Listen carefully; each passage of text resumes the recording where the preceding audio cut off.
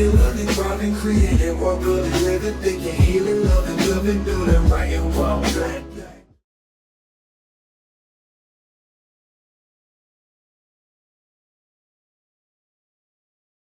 We got bigger fish to fry. Can we come together? In the plot of the story, her husband convinces her that the family should move to this all black town. And I was like, yes, praise, yes, all black town.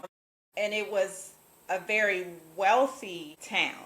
I felt her hesitation and aversion was more about the affluence of the town and not forgetting where they came from in their roots. Not that it was all black, because she was for the all black of it. Not having to be afraid, feeling safe, being peaceful, all of that. But their tax bracket changed drastically.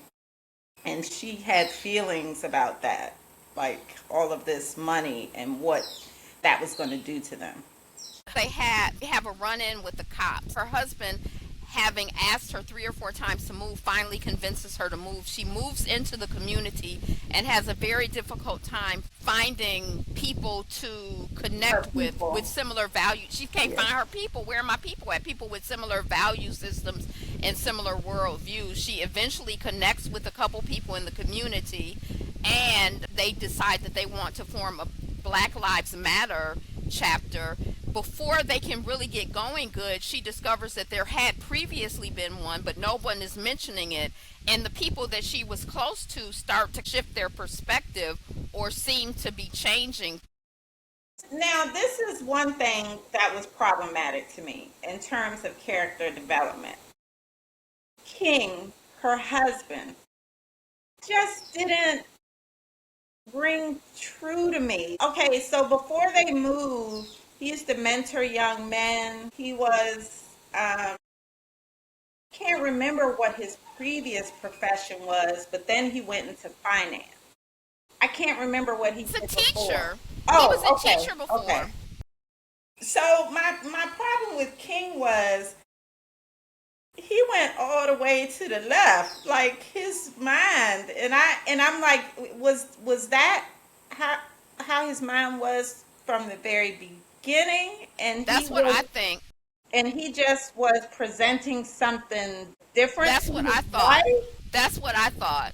But I thought that how would she not feel that? Like, how did they ever connect? There was a theme. Okay, so hold on before we get into that. There was a theme with the couples that I want to talk about. So her friends start falling off, and she eventually finds the people who lived in the house before her. She realizes that they're white. She gets back to the wellness center, and we're going to turn you white. And her husband was in it all along. So that's the end of the story, more or less. She turns white and doesn't have any memory of it.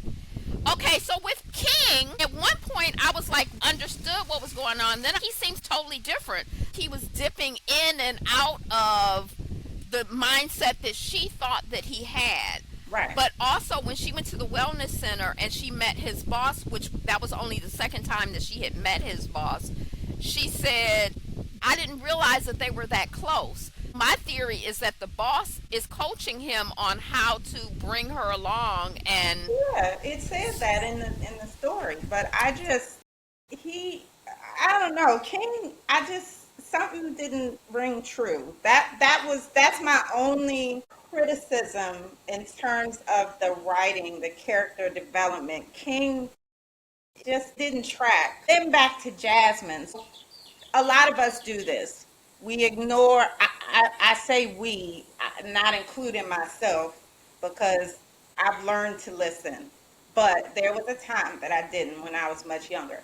Your intuition. So Jasmine knows something ain't right. I guess because it's King and she loves him, she keeps coming up with these plausible excuses of why he's spending all this time at this wellness center. You know something ain't right. She just keeps ignoring what she's feeling. It was just weird.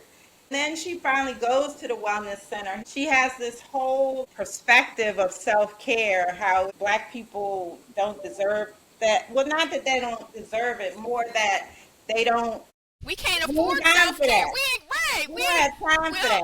we'll We sleep got when work we to do. dead. We'll get a massage when we dead. When they preparing our bodies for Right. the Right. See, the like we ain't got casket. time for to be having massages. We got work to do. But finally she goes and she's like, that was fantastic.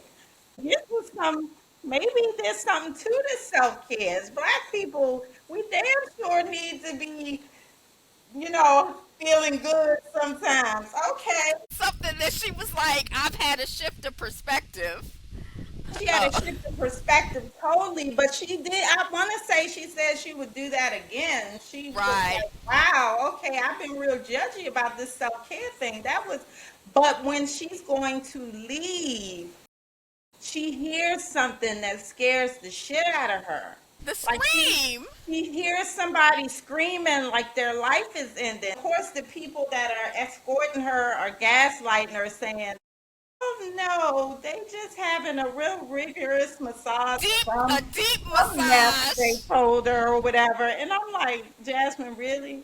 You need to waddle your Poor pregnant thing. self out of there. There's so much security to get I was into. I was about to say, and then she kept asking herself, "Why is there so much security at the wellness center? What they got going on up in there? It's not a spa if they got layers of armed guards. Really, what's going on?" And then she had seen some weird behavior before. I want to say when they first moved, it was some people out chanting or doing something weird. There's a style of yoga where you laugh. So I didn't think that was weird, but I thought everybody wearing the wellness center clothes was kind of weird. Yeah, well, let's say this. Whatever they were doing when she saw it, It hit her made, wrong. yeah, it made the hair stand up on the back of her neck. When she was trying to find out about the Black Lives Matter thing, which woman had been part of it, she went to their house to talk to them about it. It was a couple. They had this whole wellness area in their house. And it was locked up inside of their house. Yeah, and it was just weird, and she was kind of ignoring the vibes then, like where and I can't remember whether it was before or after her friend Charles that was going to start the Black Lives Matter chapter with her and Keisha. He had torn down this whole art gallery that he had in his house that was beautiful, had all this black art and African art. He tore it down to build a wellness center. So when that happened, I don't know if that was before or after, but it would have been like, okay, Molly girl, you in trouble. Like, You's it's in time, danger. right. It's time to get the hell out of there. Right. Okay, but way I interpret it in the context of the book, she's pregnant. You know, some people have pregnancy fog. She's relocated to a new place. She has a young son. Her son is fitting in and doing well, and she discovers at some point that he didn't feel that he fit in before. Her husband has had the major trauma. King lost his brother to violence. She's giving him space with that. He's promoted in his job. There was a lot to distract her from just zoning, like really keying in on what is going on. Let me remember the scene where the wellness center van fell and then the cop came. It was like blocking her from going to investigate. Yeah. Yeah. There were a lot of things go, but I want to say something about the scene where she goes to the couple's house. She comes in unannounced. They're in their wellness center, and I didn't really understand. It felt gratuitous. The scene didn't make sense to me. Why were they naked? Like, what was? It was just like, what was? Why was that in the book? Why was his penis? What was going on? I never got any resolution on why that was there. I didn't understand. I'm not sure. It was some weirdness. I don't know if it was just supposed to add to the spookiness of it or, or what was. Also, in their house, their wellness center was locked up. Were they getting treatments to become white? Yes, I think that some people who knew what was going on, like had gotten indoctrinated, I think that because there was some medicine, remember with the van, she saw some medicine and she was trying to zero in on that. I think they were getting some kind of treatments in their Their little private homes. wellness centers, and that's why it was locked. But it's like everybody was knew what was going on. She was the last to know. I'm glad you brought up the other things that were going on, because I do remember her son was so happy at the school, and all the black teachers and the black children, and he felt a way that he hadn't at his previous school. I had forgotten about King's brother killed by a cop, right? He was still healing, and she felt like he had never dealt with it the way he needed to. So she was like, if he needs to be going to get these massages and whatever, then I'm gonna let him do that, because he needs to deal with that trauma, which he never has. You say something about she gonna let him because the character from the beginning, she was so intense and pushy and crazy. Even with the you better get back on that mentoring. I'm like, is she gonna beat the man? Is she his mom? What?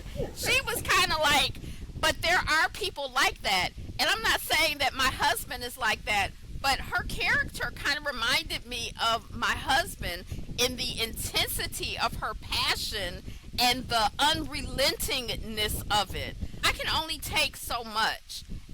Her tolerance was much greater than mine. Her character was so much. Even the anti-spy thing. Who has time to get a massage? All of that was cuckoo crazy, but it fit her character. It seemed credible. It seemed believable. She was hypersensitive. I enjoyed the exploration of the character, her observation of people's skin tone and their hair. Very, very relatable. Her talking to her husband, oh, this one got a perm, or this one, or noticing that that one had a perm. She wasn't rude to people. She wasn't putting that on other people overtly. Maybe subconsciously they could pick up if they cared. Her thoughts about their hair, I didn't really care about that. That was just her thoughts, and she discussed it with her husband. And at the same time, I remember someone saying, oh, you still have that afro? I think Charles said that about her. Or someone said, oh, she had a black power shirt on, and people were like, oh, we're still wearing those? So people were expressing to her their, I don't know if disapproval of her value system, but I never heard her express to anyone her disapproval of someone else's value system. Like, why do you have a perm in your hair? Why, you know, She would talk to King about it. her Um, husband and Keisha. I yeah, think she, yeah. yeah. Um, but yeah, I just thought, like I said before, you ought to know how much work we got to do. I need you to move past their hairstyle, and what are they doing? What are they bringing to the community, to the movement, whatever. Something else I love, the little vignettes of the commentary about the article about the Utopia, about the interview with the dialect coach. The different, I love that as a writer, the way it gave context to the story. I really enjoyed that. I did too, and I really enjoyed the descriptions of Liberty. Liberty Mm-hmm. being the black town. I want to say this real quick, but that's what kind of confused me immediately. I'm like, so it's supposed to be a utopia, but it's only one economic group of people, and they seem very monolithic. Right. Right. So that's why I said her hesitance had to do with the affluence of Liberty, and how would that change them. Some of this was her commentary on people who reach a certain tax bracket and distance themselves, or think that those issues are not my issues anymore. Um, and I won't say it bothered me, because I felt like that's what she was doing. What did bother me was that we have this black community, all black everything. It wasn't just a neighborhood, it was a town. We used to have those. right? That were um, utopias.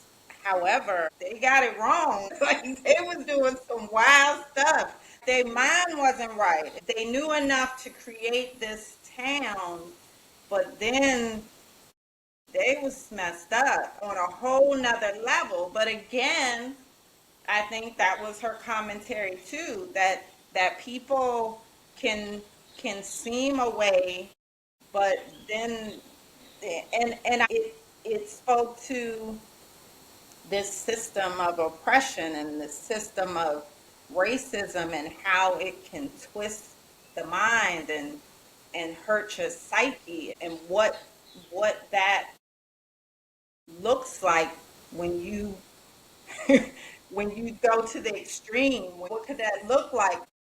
I've only seen maybe one or two episodes, but I imagine this could be like a Black Mirror episode, very Twilight Zone like type thing, like taking something to the extreme. It was a sped up version of assimilation. First of all, they were like the principles of black excellence. And I'm like, well, what are the principles of black excellence? I don't really understand what are the principles. But it was a sped up version of assimilation. A lot of what we do as black people, we send our children to school so that they can assimilate better into the system of white supremacy. We go to certain churches, we do certain things with our hair so that we can keep our job and assimilate on the job. It reflected assimilation, black people trying to fit into the society. And basically, you might not literally be white, but there are all types of things that are whiteifying you so that you can fit in and exist. You can't pull your pants up high enough to avoid their boob. We're constantly trying to do respectability, pull our pants up and do the things that make us respectable. I have this degree, I've done this, so I'm a valuable person. I live in this neighborhood, I work this job, so that means that my life is valuable, which it doesn't, especially not in the context of the system of white supremacy. It doesn't matter if somebody is a bum on the street, their life is still valuable. Whose life is not valuable? Who deserves to be treated like boo-boo? Right. Nobody. That's one of the things I thought about when listening to the story. She's making a commentary on a slippery slope at the extreme, what assimilation can look like or what it can do and that sort of thing. Now, I still, I mean, yeah, it hurt because this was this black town, and I'm always thinking about the black towns that we never got to experience and never got to Skin feel. folk ain't kinfolk, and all black towns ain't black towns. That was a way center for whiteness. That wasn't no black town. I know, but you didn't. That wasn't my point. I said I'm thinking about the black towns that did exist, that were for us. So for this to go this way, this direction, I was the true definition of a thriller. The word I used in my review was disgusting. The ending for me was disgusting. The ending was disgusting. I was so mad when I got finished. The whole time I was, where's it going to go? What's going to happen? Where's it going to go? But I want to go back to one other thing she missed that I picked up on immediately. When they were looking at the house, the people had been there for less than a year. And then when she met Keisha, she hadn't been living there long, and Charles hadn't been living there long. So I was kind of like, also her husband's water, the awake water. Immediately I was like, it's something about the water. Yeah. Probably because I kept trying to piece together, like, what is it? What is it? Something I wrote, decisions weren't consistent with the character building for King. The villains of this story have a mournful level of self-hatred. It's only made worse because these are brilliant and accomplished black people, so that made me feel a way. Yeah, so brilliant and accomplished, but their mind was not right. It was a page turner. Like you, I'm trying to see what's going to happen. What's the twist? What's that now? The twist. And that I didn't feeling. expect that. I didn't expect that. So the people, when she said, I think that her wife, Keisha's wife, looks whiter or more sleek than she used to. I thought that they were gradually whitening up, that the people were getting like lighter. their skin or something. Or No, that's well, what but you like think? some kind of spa treatment that was whitening them, sleeking their features. We had the plastic surgeons in there. I did want to talk a little bit about the couples. We know that the couples were part of their system. I noticed there were so many couples. Everybody was coupled up. I enjoyed that because we tend to be relationship people. With the couples, each time from the outside looking in, Jasmine would be like, does Charles see that his wife is kind of off? Does Keisha see that her wife is kind of off?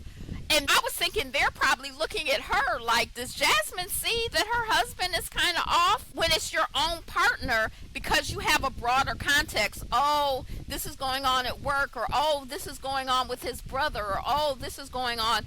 And because you're in relationship with the person and you kind of got to go along with them, there's a cushion, there's an access point when you're dealing with partners that you wouldn't have with somebody else. You would be more accepting of certain things from your partner, and your partner would know how to groom you better than almost anybody else probably.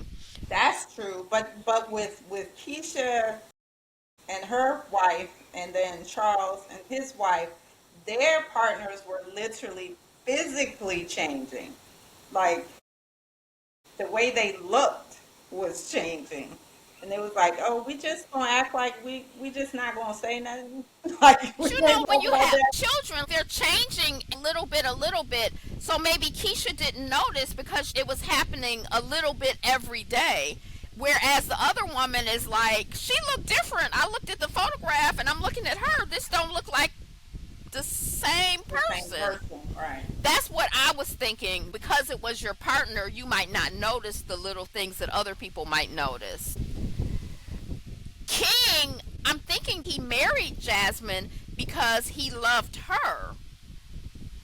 So when she turned white, who's she gonna be? Who is But your wife? That sounds like that's the horror. I want the story to pick up.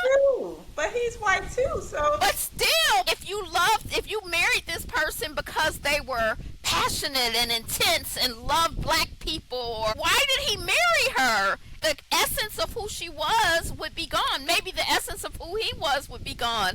But I don't see how that would seem like a good plan. It would be so depressing because also the person who's the groomer is aware after the fact that they were black. They have their memories. So he's going to have his they do. memories.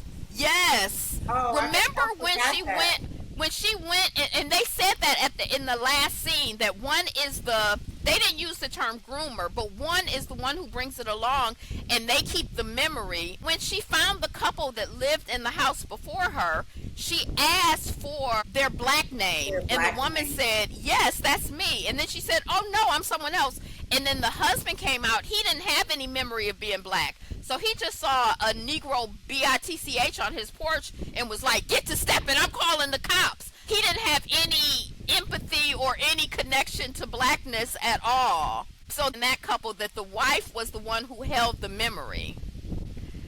But that just seems like that would be so depressing. What kind of plan is that? Yeah, so he is going to remember all of it. Yeah, depressing as hell. Like, I forgot that. who are you married to? Why won't you press the button so you forget too? Like, if you want that. I thought that it was a safety measure because they're the ones that have to negotiate the world and they're the ones that made the choice. I don't really know. Maybe if something start happening and this thing ain't taken, they can take them back to the wellness center. Every time the partners took them to a spa, I was like, they gonna be messed up when they come back from that spa. I know they did some sort of procedure, but did the water get them more susceptible to it, or like press So their I body think it's for like it or fluoride. something? It makes you more amenable to suggestions and less resistant. I want somebody to write a story. I told Yapo to write it. They pick up after the fact, and King is just depressed because he's married to this mayonnaise woman who don't have none of the personality, none of the passion, who is this woman he's married to? That would be the worst. She don't know any better because her memory is shot. She's living her best spa life. Okay, but right. But yes, I did. That was an important detail that I didn't remember. That Right. one of them would remember. So he would remember, and yeah, that is an interesting point. Right. Yeah. And remember, at the very end, she was in the pediatrician's office and saw her girlfriend. Um, I think she was about to have the baby, or had an infant at that point, and it was almost a little tickle in her brain, like that. This For is her some reason, girl. yeah, she something about it made that woman familiar, but then she was just like, yeah, no, how would I know this black woman? Yeah. Yeah, it was creepy. The reason I was really, really upset is because I feel like as artists, we can create any world we want to create. And so I felt really mad. This is the same story that we always get as black people from the system of white supremacy. Assimilate or die. Or assimilate and die. The stories are always like disappointing. We can never win as ourselves. When we win, it's because we somehow kowtow to their system or assimilate to their system, Yeah, or but we have to do all this they weren't fighting. winning. They weren't winning in the story. Well, the system of white supremacy won. The system of white supremacy won. It took the best and the brightest, No, the talented 10th. no, you said that if we're winning, it's because we assimilated, and I said these people weren't winning. The You mean the characters, people who were living in liberty? yeah, they weren't But the winning. system of white supremacy won. Okay, I was just reacting to the statement you made. These people weren't winning. Still haven't coherently formulated my thoughts about it, but it felt to me like the same story of us losing. It didn't feel like a victory. Imagine if they had taken all of that brilliance, the brilliance that it took to turn people white. What if they had used that brilliance to perpetuate and protect us and to build on who we are, all of Right. it into the effing system of white supremacy? I was so like, But I think that was the point right. she was making. That, y- like, yeah, I think that was that literally was Point the that she was point. making, but I feel like it's like lynching. Like we're watching a lynching or the after effects of a lynching, so traumatized and reminded to stay in our place. That's what I felt like. I don't want to participate in that anymore. Go ahead. I want to quote from her. She said, "This book is a question or a series of questions. It does not have answers. It's not prescriptive at all, and it's not meant to be." That's from the author. Another thing she said is, "I understand that people have an intense reaction to it. I didn't know how to tell this story any other way. What I want to talk about and what I want the readers to talk about. There was no other way through to get that point across." So when I write, I don't outline. I have an idea for a story. I may have some points I want to hit, but I start writing and then things change because the story leads me to another place. And she said that something just kind of hit her one day in the shower, and she was like, "I gotta write this." And it had been a lot of things brewing in her mind, and she wrote it really quickly in a way that she said she never writes quickly like that. So this was different, and she wrote it in 6 weeks. I'm wondering if this is where the story led her. And she was trying to figure out how to make people have certain discussions, because she said people do a lot of talking but then nothing happens, or they commit to action and then they take it back, and we don't give each other grace to feel comfortable or safe to say the things that need to be said and to do the work that needs to be done. She's one of the impetus for writing this is she was on a panel, racism panel with another author, an author activist, and they went to dinner later, and he asked her if she ever wondered who she'd be and who we'd be as a people if it weren't for race and racism. And so this is that. When I saw that, that was really interesting. I think about our conversation about Sky Full of Elephants is very different than this conversation or this work, this book, which it should be, because we're all different people. We're going to write different stuff, but the different way that it was tackled. I feel like Cebo Campbell, when he wrote that, he wrote from a place of extreme love, and she admittedly said that she was writing from a place of despair and anger.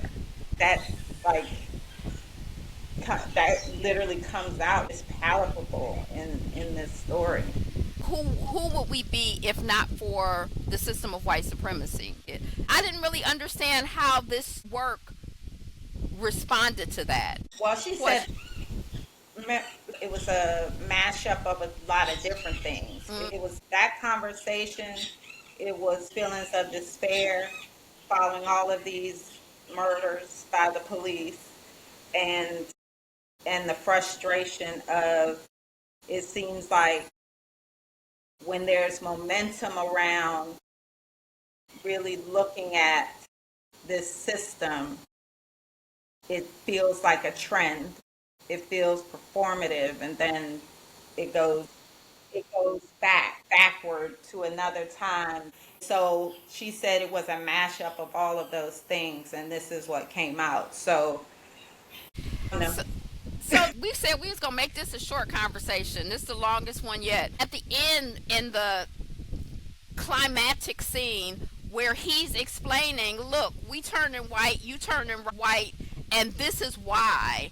Arguments for passing or becoming white were compelling, in my opinion. I've never read Nella Larson's book, but when I saw those two films, not Passing, where the girl is white and her mom is black, and she's like Imitation of Life. I saw two versions of that, but I totally understood why the child would want to be white. Who wants to be spit on and denigrated? I felt sad for her that she felt like she had to disassociate from her mom and her family and her culture, but I totally understood why someone would pass. It makes sense to me why it would make sense for someone to want to be white because of the benefits of whiteness. Now, I at the same time, you're white and you're not black, so that's a problem, and that's terrible, and that's awful.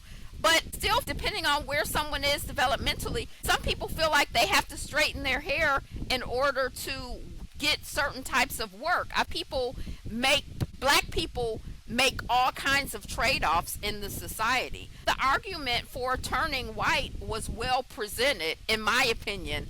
The counter argument for being black, I didn't feel was well presented. I felt because I can't remember any of that. Jasmine's whole life, her down. when they were holding her down, and she like, no, I want to be black, and they like, you gonna be white. Your name is Toby, and she like, no, I'm Kunta Kinte. And then before you know it, she was Toby and didn't even know, which is our story. But the feeling that I remember having once the story was ending, and especially that scene when they're holding her down or whatever, I'm like, person who loves you could never do that. Like, what is so what is wrong with him? Like, what is so messed up with you? Yeah, how could, because it would be one thing. It would be one thing. It's already a horrific thing to do, but it would be one thing if she finally said, "Okay, I'm going to let's do it. We're going to do this together as a family." It's still something that someone who truly loved you wouldn't do. But they forcibly did it. Like they forcibly, I was just like, wow, right. So, and then it's like, and then you find like, oh, this is the screaming that she heard. They were holding somebody else down who didn't want to do this and they made them do it. I'm just like, what the hell? Yeah, it was wild. It was wild. Yes, yeah. I didn't understand King's perspective. She's gonna be a whole different person. If you wanted a whole different person, just leave her alone and go get you a whole different person. Why you gotta? Right, and then you done made the children white. I mean, Maybe that's why. Maybe that's why, because maybe by the time he had an answer, oh, this community, this process, this wellness, I can get well and be white. Maybe by then he had his child and didn't want to lose his child, so the wife had to come along. Cause yeah, I'm like all of the couples. I didn't really. I'm like I didn't understand why they didn't just divorce and go into the community, become, well, you know. it seemed like when the when the when the partner who wasn't with it started getting antsy and were gonna leave, that's when they pressed the button. You know what I'm saying? That's when they took him Oh, to a they're about spa. to They run. took they They're took about him to to a run. spa. Every time that they were like, I'm onto it, it's not right. They took Right. a away trip to a spa, and I thought that was going to be something. I thought they had them all over the place, so Right. they were taking them for Like a intensive treatment. chain. Yeah. Right.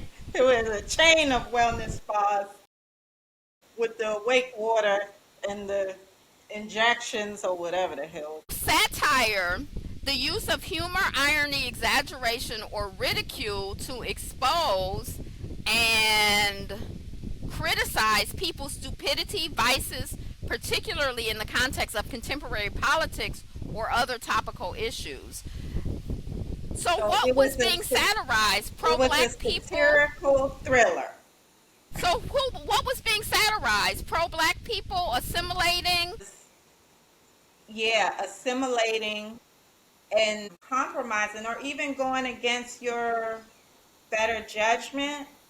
I go back to that intuition. When you feel something don't feel right, but then you do it anyway. I grew up in a home where my mother was single. My parents weren't married, and I had a relationship with my dad. But anyway, I remember when I got married the first time. I was 21. Even in the process of dating, I thought, I didn't know okay, you were that young. my first marriage, yes. I got Wow. married the day that I was supposed to my official graduation day. I actually got married. I spoke at the baccalaureate the day before because they have a whole bunch of stuff around. So I got to be part of some of the official ceremony. But on the actual day, graduation, like walking across, I was getting married. I remember thinking at that time, or the way that I grew up, my mother dated people, and if she didn't want to be bothered with somebody, she stopped dating them. And I remember thinking that's not the way to build a marriage. I have to be more willing to compromise and engage than just, okay, bye. At the end of my first marriage, 10 years older, instead of being in my early 20s, I was in my 30s, which is still just a mere baby. There was a lot that I learned about handling relationships, particularly around compromise and finding that balance of honoring yourself and honoring the relationship. I didn't quite have the tools to do in my 20s. Yeah, I was going to say you were 21. Right, yeah. Yeah, yeah. So it was, you, that marriage was 10 years? Is that what you, Mhm. okay. Mhm. We dated for 2 years. I think we were married for 9, and then we were separated for a year. All of my marriages, my previous two marriages have been 10 years. I have a low grade complex that I can't go more than 10 years. What's gonna happen with the couples? There, the compromise or the how do you make it work with somebody? How do you make a marriage or a relationship work when you're two different people with two different worldviews, two different, you're not the same person? How do you come together? Think about it with Umoja. I study the principles of Kwanzaa every day. We dig into one of them a little bit. With Umoja, we always say as black people, we got to unite, we got to come together. It's easy to say, but it's very difficult to do. It's challenging to build true community and build true relationships with people. It requires a level of maturity that I'm just now starting to have. My general thing, even like outside of the context of a marriage, is to evacuate. And I'm not going to be bothered with. But how do you build community like that? If everybody evacuates, how do we work through things? And I could understand that with the couples, them wanting to work through their relationship, or that's how I took it. So, For me, it's about commonalities, what you have in common. And then you have to make a decision on what things you are willing to compromise on. There are some things I'm not going to compromise on, but there are other things that, in the spirit of building community or uh, this marriage, this relationship, I can compromise on. But yeah. I remember hearing as a young person, because I used to collect quotes on matters of principle, be like a tree or a rock, and then everything else go with the flow. It struck me as a young person actually living that and understanding what is a matter of principle, what are those things that aren't a big deal. It's taken me time to know 21. I mean, knowing yourself is a lifelong endeavor. So, yeah. And at yeah. 21, you no. You don't know who you are at 21. You think you do, I knew everything. I knew but you everything. don't know yourself yet. Yeah. I am really grateful that we had this conversation. I had a catharsis.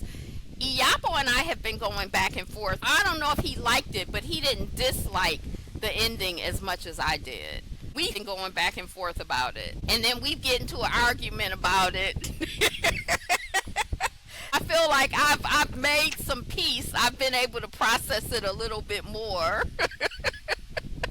I may ask David to read it so we can talk. I think I've said everything I had to say.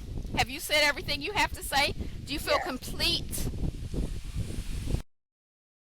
Regarding the book, yes, I said everything I need to say. As creatives, there's something courageous and beautiful about putting your work out into the world. I respect Definitely. that and I honor it. So I respect and honor that. Even if I'm like, oh, I wish they had done this or they should have done that. I mean, who cares? I mean, it was well done, and we had a stimulating conversation about it. So if that was her intention, I don't know if I've changed any of my perspective on the world based on the book. It just felt like more of this. Like you said, I respect that she put this work out in the world. It requires you to be vulnerable, and it requires you to be ready for whatever critique people want to launch at you. If you're not a writer or some sort of artist, you don't know what that is. You don't know what that requires. So respect it on that level.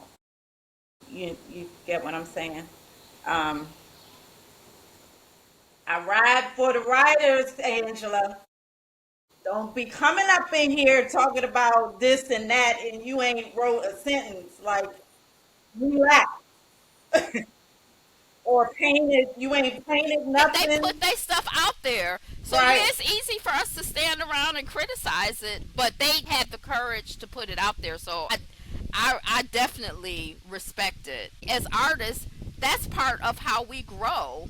You try to do something, you may feel good about it, you may not feel good about it, but keep producing, keep creating, keep writing, keep painting, keep expressing, keep grappling with it. Whatever your media is, keep doing it. Like, Right.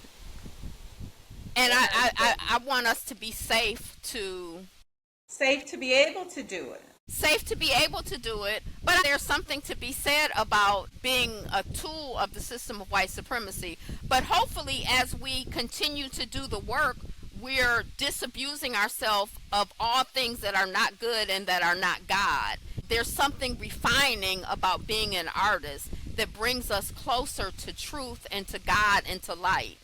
As we continue to work, we get closer to that, and we see our work out in the world, and that is an opportunity to interact and to analyze, to see yourself, to hear criticism. You can't do it if it's not out there. If you're not producing anything, then your growth can be hampered. It's a tool for growth no matter how it's received. And as an artist, you know, it can be easy to be afraid to put it out there. Whoever you are, it's going to show up in your work. So art is subject to interpretation. So as long as you know your intent when you put it out, just lean into that. Lean into that. Yeah, we're in our art. Sometimes, your shit show. You can see your shit. Or other people can see your shit. And that's just the reality. We're not perfect beings. We're growing and developing. So your shit is out there. When you put yourself out there, you putting yourself out there. It's not always cute. And it's not all cute. And that's okay. That's okay. Let's talk about it. Right. We ain't gonna kill you. Right. So, Okay, so thank you for joining us for this very in-depth conversation of Nicola Yoon's One of Our Kind. And we will see you next time on Writing While. right on. Oh, wait, let me open the pen. Right on. Keep writing, keep creating, keep expressing, keep growing, keep developing. Peace. Peace. Reading, loving, thriving, creating, walk good and living, thinking, healing, loving, doing, right and wrong.